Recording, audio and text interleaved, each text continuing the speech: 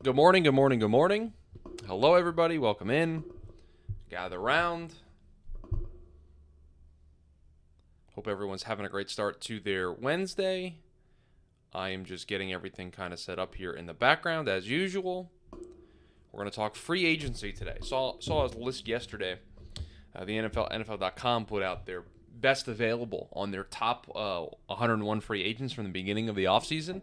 There's some good players still available, and we're hitting that second wave of free agency, and I think we're going to see some big names, some names that people recognize going to some teams, and I think we'll look at them at some shrewd value and some nice late pickups here in May and in June. So I figured we would discuss that here on the show and whatever else that you guys would like to discuss. So hello to you, the Sports Nut. Hello, Tuttle. Good morning. Hope everybody is having a good start to their Wednesday. So I've got this list here. We're going to go through some of the names. I mean, they've got like 5 or 6 players inside the top 40. Trevor says, Chris, you got to cop one of them Randall Cobb's Jets jerseys. I will not be doing that, Trevor. I appreciate the suggestion, but I will not. That is not one of the jerseys that I will be acquiring. All right. We'll use that as our segue into being here on the big screen. Good morning, everybody. Hello. Happy Wednesday.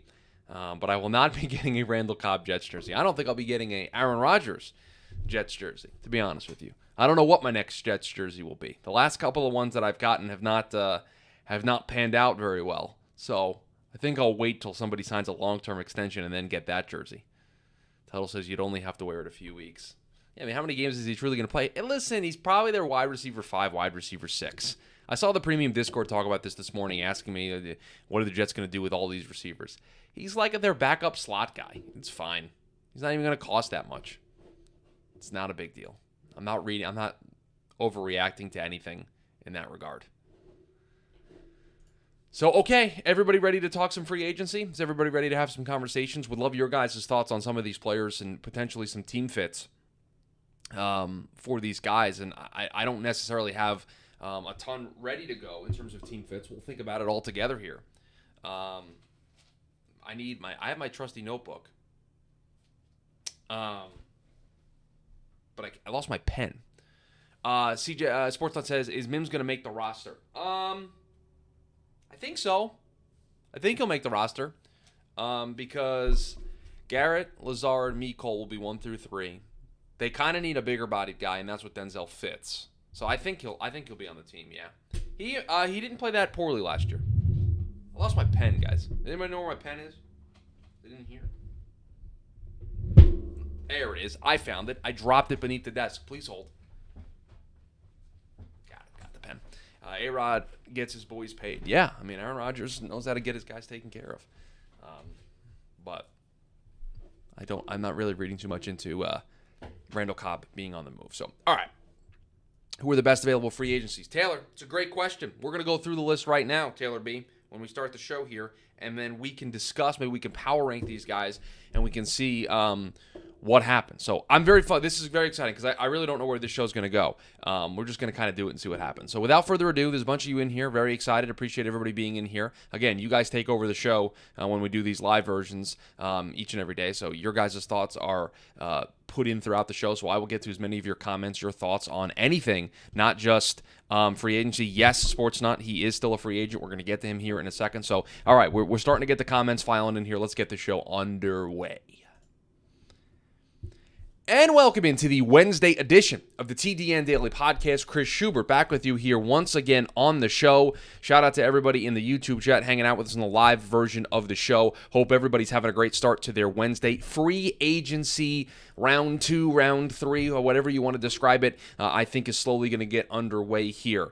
You had that first wave, initial wave of free agency when the new league year opens. Then the focus shifts to the draft. And now with the compensatory pick window kind of closed and signings that start to get made now don't count against that compensatory pick formula, I think you're going to see some some teams go out and acquire more players in free agency. And the immediate question that you might be asking me is, Chris, well, who's still available in free agency? And I saw a story yesterday, and I actually have it up here on the screen to my right. NFL.com put together a list of the best available free agents among their original group of 101 free agents. So at the beginning of the offseason, at the beginning of NFL free agency, they put together the top 101 NFL free agents, and then they have their best available. And there are still some names here of players that could make some sense here for some teams. A lot of players still inside that top 101. So here's what I thought we would do.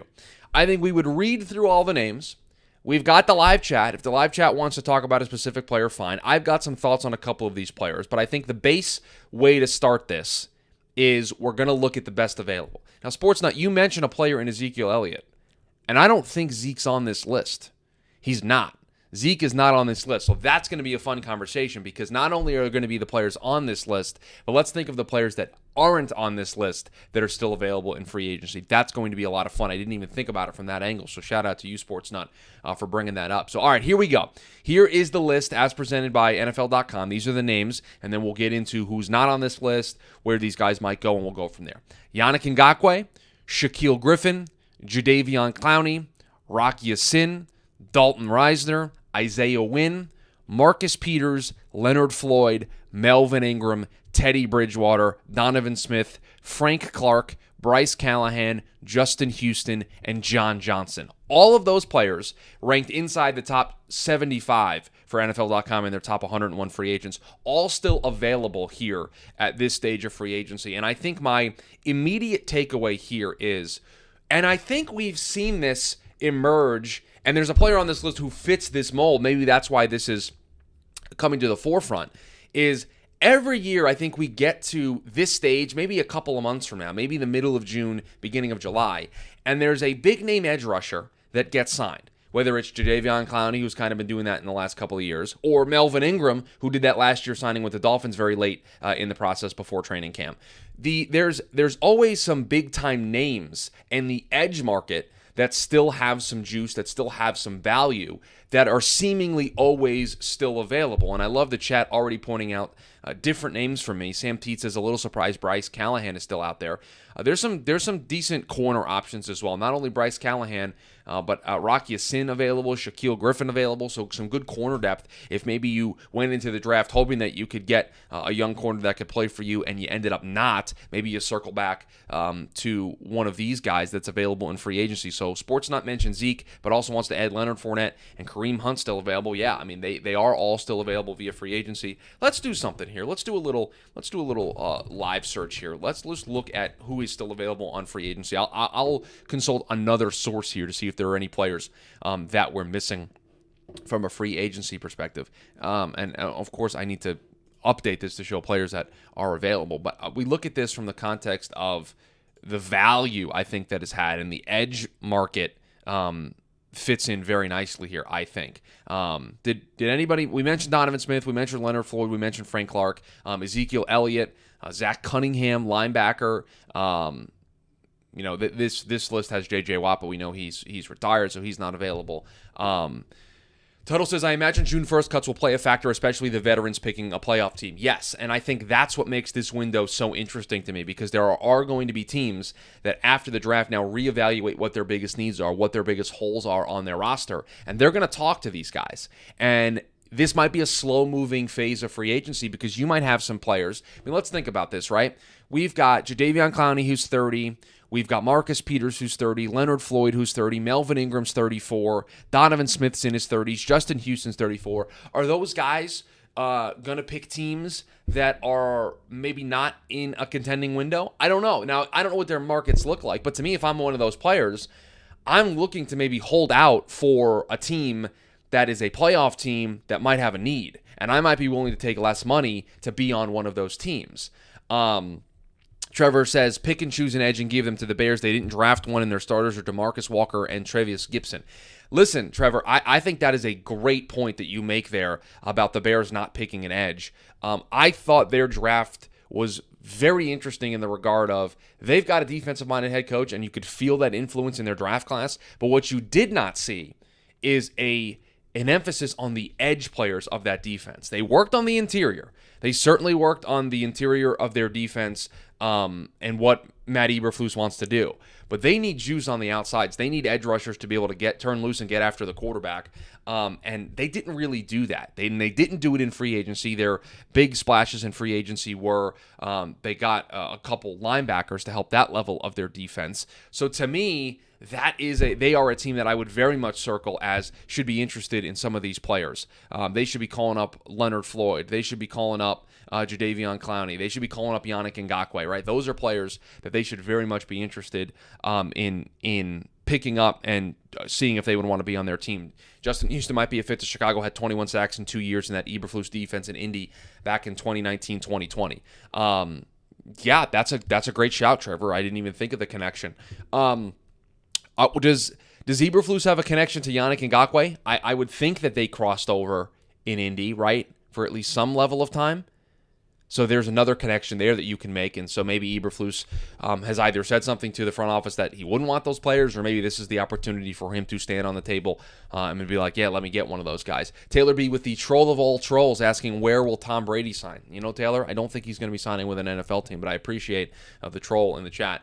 Philip says, is Matt Ioannidis still unsigned? He can still be a big help for teams looking to boost their interior D-line rotation. Let me take a peek here for you and see if he is available on the interior. And of course, I'm using Spotrac, and it's not necessarily the easiest thing in the world. I would like to see the defensive line players, please. That's what I'm looking for. Yes, Matt Ioannidis is still available, Philip, in free agency. So, I mean, you look at those interior players.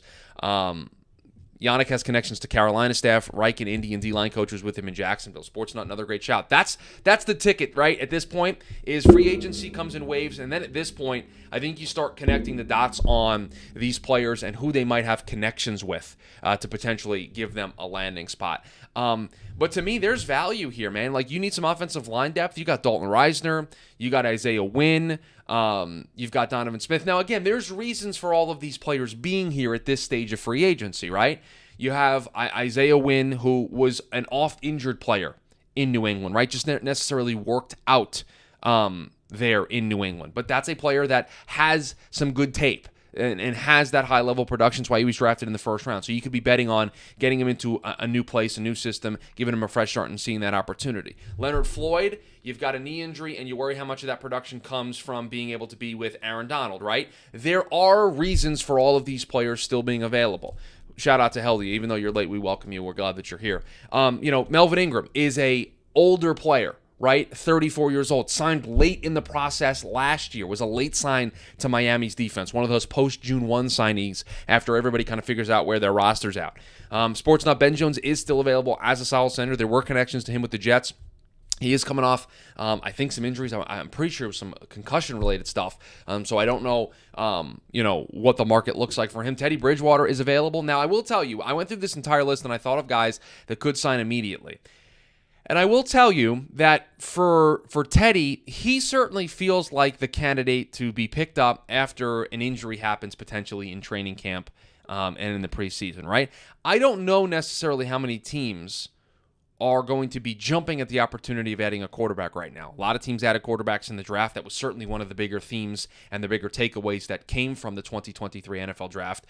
Teams maybe overdrafted quarterbacks a little bit. We set a record for the amount of quarterbacks that were drafted. So teams felt like they filled out their rosters. If they needed a backup, they drafted a rookie. If they wanted a third quarterback to develop, they drafted that guy. So I don't know what the market and how robust it could be for Teddy Bridgewater. So he feels like a candidate for if somebody gets hurt, that he could potentially be one of the top options available in free agency if a team doesn't want to trade for a quarterback. Heldy says a lot of people are confused by Yannick still being available. Do not let the sack numbers fool you. He was not very good last year. And again, Heldy, I think the important context and the important umbrella to put over this, and I just said it a couple of minutes ago, but there's a reason for all of these players still being available, right? Yannick Ngakoue, not really a great run defender. You've got injuries with some of these guys. You got age with some of these guys. There are, Rocky Sins never really hit the ceiling that we all thought he could hit, right? There's a reason that all of these players didn't go in that first wave of free agency, but there is an opportunity here because there are teams that went into the draft and said, all right, we got to get ourselves some offensive line depth. And maybe the board didn't fall in a way where they were able to get a guy that they liked at offensive line depth. Well, now they're going to get back together as a staff. They're going to look at their board, and they're going to ask themselves, would Dalton Reisner help us out? Would Isaiah Wynn help us out? Would Donovan Smith help us out? Would these players give us depth? Is there an opportunity here for us to add a really good player that can help us? We didn't get it in the draft. We didn't get Young, but we might be able to get some help in another area. And so I think you're going to look at all of these teams kind of do this, kind of re-go through their roster now that the draft's over, now that free agency's over, and look and say, okay, what are our biggest needs now, and do they match with players that are available in free agency that we can go out and acquire? Let's look at some of the cap situations around the league here to see who's probably in the best position to spend some free agency. The Bears right now still have got $35.7 million in cap space this year. The Panthers, $27.4 million. Now, I think that's going to not include the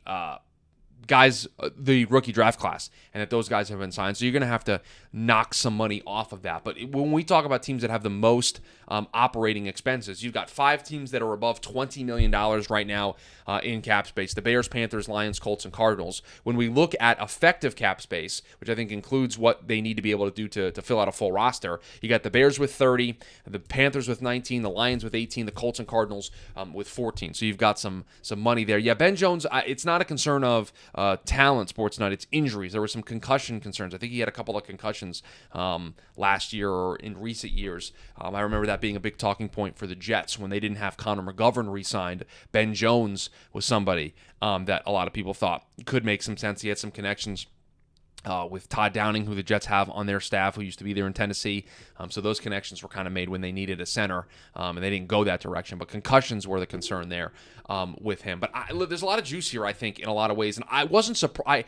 I was surprised about it. And maybe it's because I'm looking at this from a lens of now being a team, my personal fandom of a team that's going to be in the mix post June 1, and in this time of year, adding players, veterans who are willing to take less money to join a championship team, because that's the way the Jets are operating. And so now I'm kind of looking at, man, what players can this Jets team add to their roster to help make them better in some regard, potentially get some offensive line depth would be the biggest thing for me. But when you talk about teams, what are they always looking for? They're looking for depth on their offensive line, they're looking for depth in the secondary, and teams are looking for depth at pass rushers. Well, the top free agents available in this regard are all in those buckets. So I think you're going to see a flurry of activity. Sportsnet says, surprise Miami didn't go after Kareem Hunt. Are we necessarily ruling them out from doing that in the future? Or are we sitting up here and saying that this team is committed to their running back room as it currently stands? We know how these San Francisco-style Kyle Shanahan tree offenses like to have multiple options. Are we sure that they're done? They've got Raheem Mostert, Jeff Wilson, Devon Achane. They still have Myles Gaskin and Salvon Ahmed. Are we sure that they're done? They could add another player. I know Dalvin Cook has been rumored. We're having a free agency conversation, but there has been talks of him potentially being traded. I wouldn't rule them out. I think it's less likely than it was maybe 2 weeks ago, but I think we always expected them to add a running back in the draft no matter what they did, and they're going to want options, and it's not like Raheem Mostert and Jeff Wilson Jr. are the epitome of health, right? Those guys have both been banged up a ton in recent years, so adding another guy for some depth maybe wouldn't be a bad thing, and we know how Miami likes to use their running backs, and so they'll have 3 or 4 guys on the roster. Philip says Panthers are probably gunning for an edge in a corner with Love Yannick or Leonard Floyd across from Burns. The cornerback room is pretty bare behind Horn and Jackson, so almost anyone would help. I mean, yeah, Philip, the needs for your team match up very nicely with the way the free agency stands, and that to me is, I think, the fascinating part is I think everybody, you ask any team, right? I think right now they'd be like, yeah, we could use some offensive line help. Oh, yeah, we'd like another corner. Oh, yeah, we'd like some edge help. I mean, the Philadelphia Eagles just went to the Super Bowl. They still added a corner and a safety in this draft, and they've got pretty good rooms in that regard. So teams are always looking to build depth, specifically in positions where injuries maybe are more frequent or you just need more guys. You want to have really good depth at those positions because this is a pass-happy league, so you need a bunch of corners that are going to be able to play in case somebody gets hurt. Phillips says also didn't realize Wynn got flipped to right tackle last season. If his new team keeps him on the left side, he could be good value. Yeah, again, Isaiah is a high upside pick.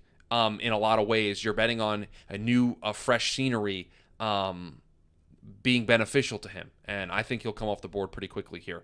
Rocky Sin is probably the most confusing UFA to me right now. Solid cornerback play is hard to come by. Yeah, he was interesting to me, right? He's on the younger side on this list, right? Let me just look here. He's 27 years old, so you're not worried about age, right?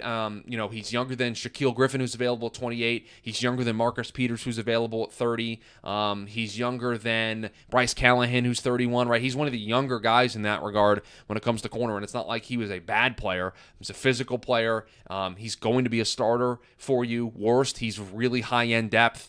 So I'm surprised he's still available. Sportsnut says, wish Carolina would cut C.J. Henderson and sign Rocky Sin. Well, they kind of took one step in that direction by not picking up his fifth-year option. Right now, their corner room, I pulled it up here because I have their Our-Lads depth chart up. They got J.C. Horn and Dante Jackson, and then their backups are C.J. Henderson, Keith Taylor Jr. That's really about it in terms of their depth. So, yeah, they could probably use some depth in that regard. That wouldn't necessarily be a bad thing. Which of these corners can play nickel? That's another great question, Taylor. I think that's a very interesting thing to keep in mind because there are teams that are going to probably be looking for somebody to play that kind of role for them. And you're going to need somebody. A lot of teams feel like they've got their two pillars, right? Some teams maybe don't, but most teams feel like they got their two pillars. So if you got somebody that can slot and play that nickel role, that's going to help you a lot. Sportsnote says Dante coming off an Achilles tear. Yeah, so I think what we've come here, we've gathered here today to discuss free agency, and we've come to the realization that teams need corner depth, specifically the Carolina Panthers. But I think you can go through all the teams and say that the Jags need a nickel corner and an edge. Well, if you need an edge, you've got a great group here. You've got a group of players, and again, don't expect these players to come in and be top 5, top 10 players at the position.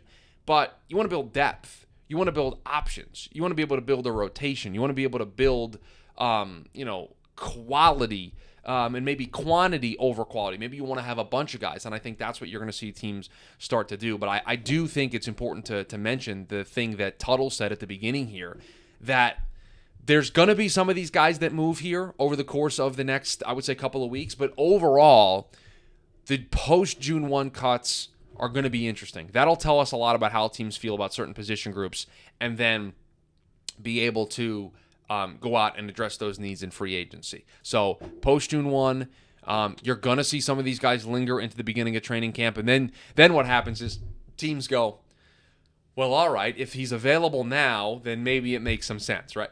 Right, and that will be the fun domino that begins to fall. So I will that to me is the big telling point. You got June 1st where all these cuts are going to happen, and you're going to see teams cut down their rosters, move on from some players post June 1 because it makes more sense. Then there'll be more cap space, more room for them to maneuver, and then they'll be able to go out and get some of these guys. So it might be slow. I think some of these guys will come off the board, but I think a lot of this is going to happen post June 1. But I thought it was good to kind of give an overall refresher of what free agency looks like here as we get into the summer months, where teams are going to start adding players, and then week 1, week 2 roll around, and people are going to be like, that guy's on that team? Yeah, that guy is on that team, and we'll have it covered here on TDN Daily when that does happen. So I appreciate everybody making this show a part of their day, rating, reviewing, subscribing, helping the podcast. This podcast is growing at a great rate, and we love the growth and the community that we are building here, and it's been a lot of fun to see the interaction on the live show and people shouting out the podcast on a regular basis. So I appreciate everybody being here. Appreciate everybody being a part of this show. Again, we've got the live YouTube version of the show, 11 a.m. Eastern Standard Time, Monday through Friday. You get to be a part of the show. You heard me shout out all the people in the chat with their thoughts, their teams, questions that they had. You can be a part of it, 11 a.m. Eastern Standard Time on the Draft Network YouTube channel, and then you get the post show. And I've got a lot of fun stuff for the post show here today that I want to get the chat's thoughts on. So you got to come over to the YouTube channel to be a part of it. But I appreciate everybody making this show a part of their day. Hope everybody has a great rest of their Wednesday. I'll talk to you all tomorrow. All right, I got some draft-related post-show stuff for everybody here today. What is everybody's thoughts? Let me make sure I pull up the story correctly and I quote it accurately. What is everybody's thoughts about C.J. Stroud getting drafted by the Texans and said, "Go get me Tank Dell," and then the Texans actually doing that? Love that. Love a quarterback saying, "Get me this guy. Get me this guy on my team. I love this guy." And they bonded apparently at the combine. And then Houston goes, "You know what? This our quarterback. He wants this wide receiver. Let's go get him. And yeah, you can say it's certainly a choice, Taylor B, because of the profile of the receiver, and they've got a lot of those guys. But you got to applaud the front office saying, you know what, we're going to surround our quarterback with players that he wants, and you don't want a guy to completely dictate the way that the roster gets put together, but certainly can help go a long way to help your rookie quarterback develop. And I think I appreciate the approach. I think Tank will be able to carve out a role for them. They also drafted Xavier Hutchinson, didn't they? I'm not loving this scenario with regard to Cobb. Hello, Bender. How are you today? Good morning. You want to share? You want to have a vent session here on the show? You want to tell me what's wrong? What about the scenario do you not love? What are you not in love with? I'll ask you that question. We can talk about some other things in the meantime. The Brad Holmes defending the Lions draft class, talking about passing on Jalen Carter and Tyree Wilson. The Texans not texting. Yeah, I think this was a great front office maneuver. I really do. I think that was great. Again, I'm not saying that for sure Tank Dell is going to be a home run and be their best wide receiver, but man, like you do something to help out your own quarterback, and if having Tank Dell in that room and in those offensive huddles helps CJ develop, I don't know how you don't look at it as an option. Cobb is just a spare part to take snaps away from people I'd rather see on the field. All right, Bender, I will ask you this question. Who is Randall Cobb going to take snaps away from? Because I think you're assuming something that doesn't exist. He's not going to take snaps away from Garrett Wilson. He's not going to take snaps away from Allen Lazard. They play two different roles. Is he going to take snaps away from Mecole Hardman? Is he going to take snaps away from Corey Davis? Is he going to take snaps away from Denzel Mims? I mean, who's he taking snaps away from?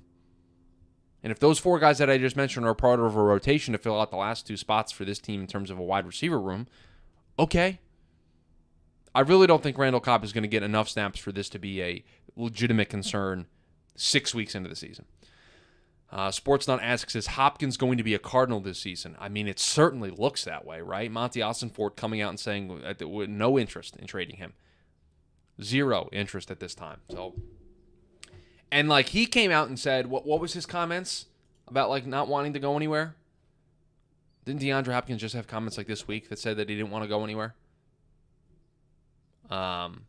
So Cobb will probably be a practice squad player most of the season. Yeah, I'm really not worried about it. And I'm the first person to get worried about things like that. I'm the first person to go crazy and be concerned. But I think Randall Cobb is somebody who's familiar with the Hackett offense, is familiar with the way that they want to run things, and is going to help kind of smooth that transition for guys like Garrett Wilson, who's a younger player, for new additions like Mecole Hardman. I mean, Lazard knows what needs to be done, but he's basically a additional coach in the wide receiver room for the New York Jets, and so I have zero issue with it.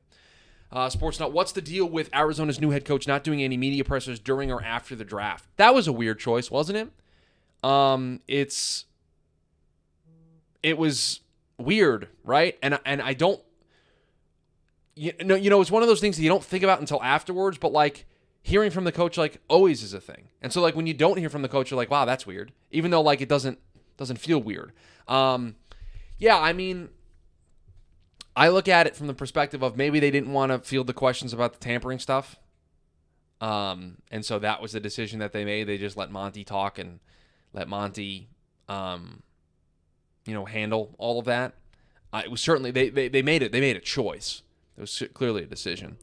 It's certainly not a major concern. I just don't love it. I don't think that statement is crazy, hyperbolic, or anything. No, but I don't. I'm indifferent on it because it doesn't really change the way that I feel about that room, and I don't think it's going to infringe on what I think that room can be. So I'm not super concerned about what it. So I'm just not. There's not a lot of time that I'm devoting to it. But we were talking about DeAndre Hopkins. Didn't he just say something the other day? I remember him saying something that he was like, where are you working? It's at Phoenix or something. He said something along the lines of I'm going to be back. So heard a report Fangio was ready to stay in Philly as DC, but took the Miami job because he wasn't aware that Gannon was leaving. I saw that report this morning. It was actually one of the top stories when I was on the NFL subreddit earlier today when I was thinking of post-show topics. Vic Fangio likely would have stayed with the Eagles permanently had it not been for their tampering incident with the Cardinals and Jonathan Gannon. That confuses me. Why is that worded that way? Let me look at this. Is the idea that I'm very confused. Is the point that he's making that if the tampering incident didn't occur, is he saying that the reason why they got Gannon was because they illegally tampered? Because Gannon was probably going to be the Cardinals coach regardless of the tampering. Isn't that the assumption? I'm just very confused at the wording of the way that this tweet is worded. If Vic knew that Gannon was leaving, then yeah, he would have stayed. But I don't really know. I don't know. That's worded very weird. I would need more information. Sam, any truth to the Dalvin Cook to Miami rumors post June 1 cut? Doubt it holds much weight, but I believe he started fielding offers because he thought Gannon was staying. But Gannon took the job the day after the Super Bowl, didn't he? 2 days after the Super Bowl? So the timeline doesn't match. He could have stayed if he wanted to. Sam, to your question, we actually just talked about this during the show. I wouldn't rule it out, them making a move for him. I think it's less likely now that they added a running back in the draft, but I think we all assumed they were going to add a running back in the draft. Dalvin Cook being a post-June 1 cut, let me look at what the numbers say here on him being a post-June 1 cut, just so I can see if that makes some sense. They saved $9 million in cap. They have a $5.1 million dead cap. They could do it. They could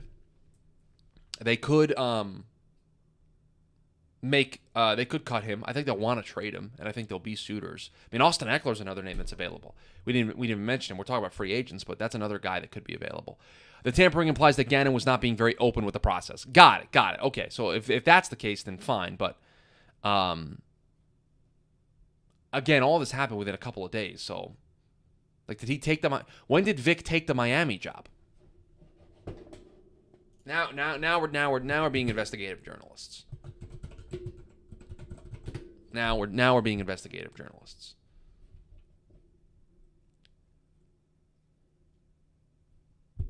The Dolphins interviewed Vic Fangio. This story was from January 26th. They hired him on January 30th. Jonathan Gannon. So now we're gonna do this now. They hired Gannon on February 14th. Okay.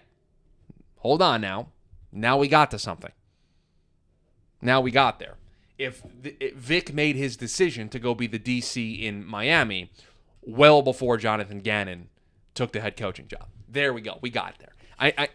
The tweet didn't make sense the way it was worded, but when you just do a little bit of research, you do a little bit of investigation, and now it makes sense. Vic took the job with the Dolphins on January 30th, and then the Cardinals hire Gannon on the 14th, and Vic then goes, well, wait a minute. I would have stayed if I knew Gannon was leaving, which then leads us back to the illegal tampering and Gannon not being very open in the process. Boom. Now it all connects. Now it all makes sense. Thank you, Heldy, for pushing us in that direction to do the research into what happened here. So this free agency, next wave is going to start. I think we need to keep an eye on Austin Eckler. We need to keep an eye on Dalvin Cook. There are certainly a number of players that could potentially be traded here over the next couple of weeks. I mean, maybe DeAndre Hopkins. Lots of things to potentially consider there when it comes to activity for the NFL. I will make this the last call for any questions here on this edition of the show here on a Wednesday. But I appreciate everybody being here. I appreciate everybody being a part of the show. But I will make this the last call for anything that you guys would like to discuss here.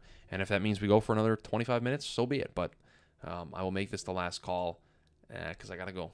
Honestly, I got to go fill up my water before the TDN staff meeting here in a little bit. So, it's a big thermos, so it takes a while to fill it up. So, but yeah, fun conversation here today on a Wednesday. We've got the free-for-all on Friday, so whatever you guys want to talk about on Friday. And tomorrow's show, don't know yet.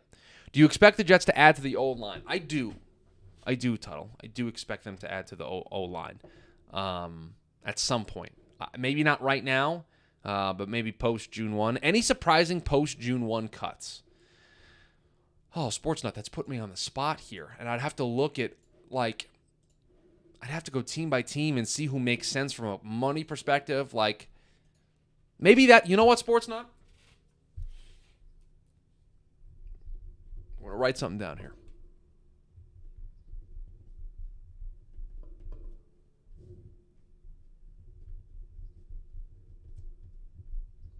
All right, I wrote it down. Future show topics, post June 1 cuts. What we are going to do, and you know what, I'll make a promise, it'll be next week. Can't turn that around. Can't turn this around in 24 hours, or else it would be tomorrow's show. Next week, one of the shows will be what we'll do post June 1 cuts for every team. And we'll do a likely candidate, and then we'll do a surprise candidate. So we'll get 2 names for every team, all 32 teams, 64 names. We'll probably be here for the entire hour doing it, but that is what we will do next week on the show. How about that for a promise, Sportsnet? I don't have any answers for you right now, but I will do the work, we will do the research, and we will do a show next week on who could be some potential likely post-June 1 cuts, some surprise post-June 1 cuts, and we will have a full-blown conversation next week on the show. How about that? Is that a deal? I'll make that deal with you right now. That we can do that show next week. So I can go through all these teams and see who is a likely post-June 1 cut for their respective teams. That is a plan for next week. Okay, everybody. I appreciate everybody being here. I appreciate everybody being a part of the show. Interacting was a lot of fun. Yeah, Tuttle, like, there are teams that will gain big salary cap relief. I just have to go through it. And so we'll do the show next week about it and have a good time. But I appreciate everybody being here. I appreciate everybody making this show a part of their day. Everybody have a great Wednesday. I have to open the link to the show here. You might hear some feedback while I do have this open. I need to make sure that we actually get off the air here. And I think Sports and I agree. I think there's going to be some good ones in that regard when we have this conversation. So appreciate everybody being here. Appreciate everybody making this show a part of their day. And I will talk to everybody tomorrow.